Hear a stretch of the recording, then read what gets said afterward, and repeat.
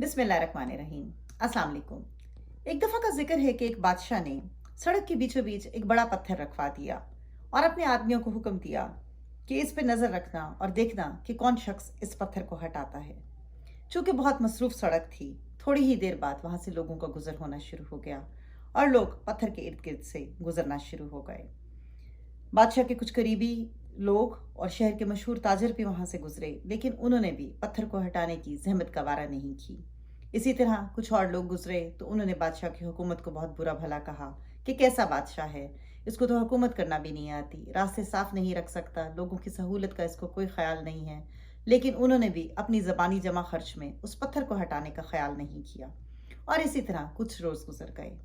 एक दिन उसी सड़क से एक गरीब किसान का गुजर हुआ जो अपनी रेडी पर सब्जियां रख के शहर बेचने के लिए जा रहा था। जब उसने देखा कि रास्ते में एक बहुत बड़ा पत्थर पड़ा है तो उसने अपनी रेडी को एक किनारे लगाया और उस पत्थर को हटाने की तदबीरें करने लगा।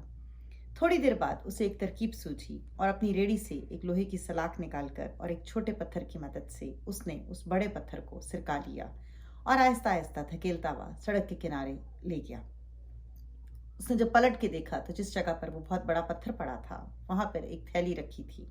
जब थैली खोली तो उसमें बेशुमार सोने के सिक्के थे और एक कागज मौजूद था जिसमें लिखा था कि ये सारा इनाम उस शख्स के लिए है जो ये पत्थर हटाएगा, क्योंकि वो शख्स ये साबित कर देगा कि उसे मुश्किल से डर के भागना नहीं है, अपनी मुश्किल को किसी और के सर पे डाल के उसे इल्ज़ाम नहीं देना, बल्कि वो इस मुश्किल का मुकाबला करेगा और ना सिर्फ अपने लिए आसानी पैदा करेगा बल्कि दूसरों की आसानियों का भी ख्याल रखेगा। इस तरह वो गरीब किसान बहुत सारी दौलत का हकदार बन गया अपनी उस अच्छी कोशिश की वजह से।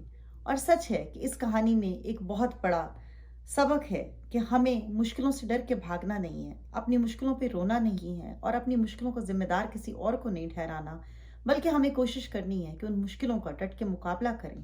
क्या पता उसी मुश्किल में से कोई कामयाबी का सिरा हमारे हाथ भी लग जाए।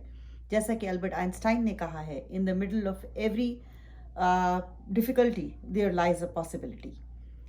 हमें भी कोशिश करनी है कि हम अपनी मुश्किलों के सामने डटे रहें। जो लोग इस दुनिया से चले गए हैं उनकी मग़फ़िरत के लिए दुआ कीजिएगा, जो बीमार हैं उनकी शफ़ायाबी के लिए दुआ कीजिएगा और अपनी दुआओं में अपने फ्रंट लाइन के हेल्थ केयर प्रोवाइडर्स को मत भूलिएगा।